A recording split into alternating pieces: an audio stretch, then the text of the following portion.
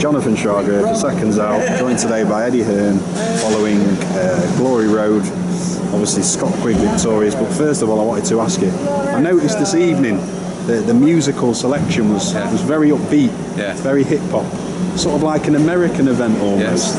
Could you say that maybe verging upon more of that kind of upbeat style of a electric American music? It was blatant copying from the Golden Boy card when I went out there in LA. I mean, I just enjoyed it, and I liked it tonight. I thought, I thought it was a good vibe. I thought people enjoyed themselves. More to come. More loud music, probably younger profile audience. People better dressed at shows, which I'm seeing now. More women as well, which is always good news for us balding old men.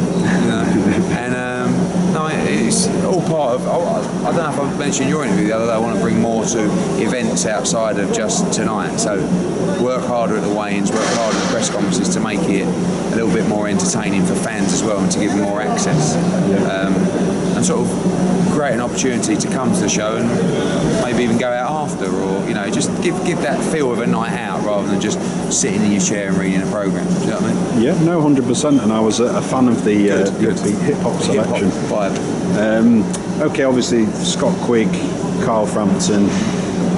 Probably talked about it till you're blue in the face, but what do you see now as the only impediment really to this fight actually materialising? Just what they perceive the split should be, probably. Right.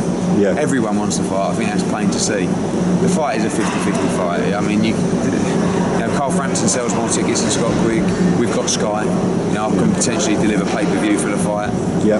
I'm not trying to be greedy. I could even probably go back and say we want bigger split because I can deliver pay-per-view. Yeah. I don't want to stop the fight from happening. Yeah. So I just want to get in a room, and it's going to be difficult because there's going to be egos involved, but I'm not really bothered about that. I just want to give them both the opportunity to make. I want to see it. Yeah. Do you know what I mean? Because it's a great fight. And since obviously Carl and Barry went their separate ways and are you on amicable terms still with them? It wasn't an acrimonious split necessarily. No, I don't think there's going to be Christmas cards exchanged. I mean, I had the opportunity to continue the relationship with Quigg-Frampton and Barry McGuigan. It wasn't thanks for your help, see you later. It was we'd like to continue, and these are the terms which we'd like to work on, and under this environment. I didn't like what I saw, so I said no. Nothing. I think Quigg-Frampton's a great bloke. I think he's a really nice guy, and I think he's a great fighter. I think Barry McGuigan is a legend of the ring. I think that Shane McGuigan is a real top young trainer. I've got loads of respect. Sometimes I take it a little bit personal because they're involved as a family in this, but I'm transparent with my fighters. I want them to see everything that's in front of them. So that's why I want us all to have a meeting, open book policy, show everybody the numbers, show who's making what, who's taking what, who's delivering what, and then we make the decision.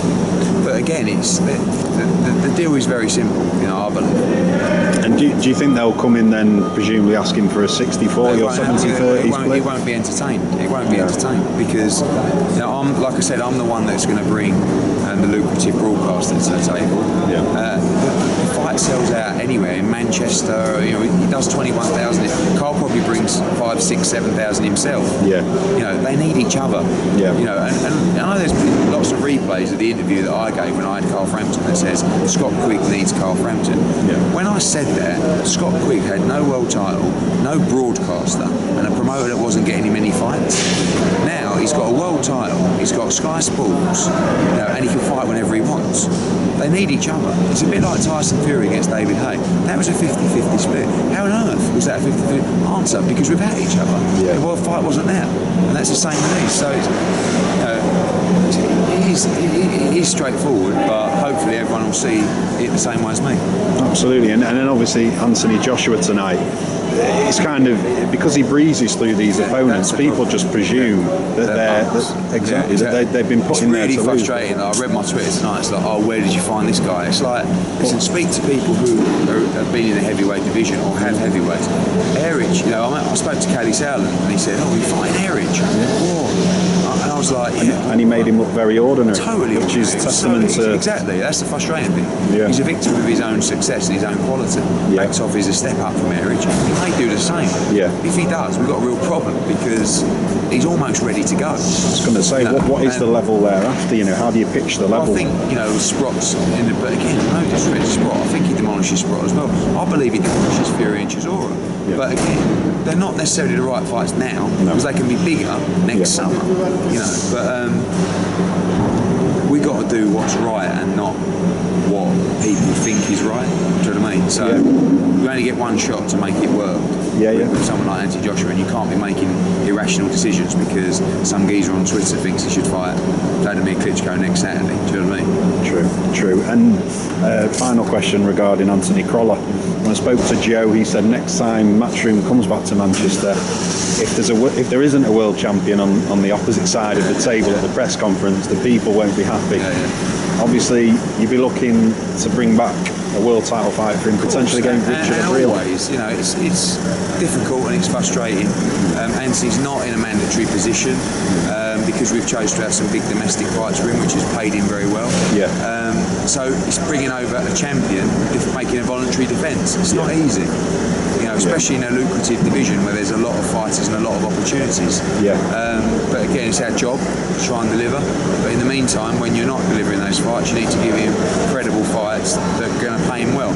And Diaz was, and it's frustrating because he did quit, and I thought it was shaping up to be actually quite an interesting fight. I actually gave him, probably had it even at the point of the stoppage. So that was the only frustrating part of the night for me, really. Do you think it decelerates Anthony's progress, or is it just exactly the same as you know, where he was before the bell went tonight? And one last word on Scotty Cardle. Obviously, blitzed through his opposition tonight. I don't feel sorry for Scotty Cardle because he's had a great opportunity through us. The only thing I would say is that sometimes he gets overlooked because of the likes of Luke Campbell and stuff like that. He was 15-0 going into tonight. And now he's 16-0. That was very impressive. Kirk Goddins is a quality fighter, but ultimately he destroyed him. I think he made a real statement tonight. I'd be happy for him to fight Terry Flanagan, who's a very, very good fighter, by the way. But Cardle, I think he's underrated, and I'm really pleased for him to get that kind of performance. It's the kind of performance I felt he needed to ignite his career. And I think it will give him the confidence to go in now to the big fights. Lovely. Well, as always, thank you for your time today, Eddie. Appreciate it. Thanks, mate.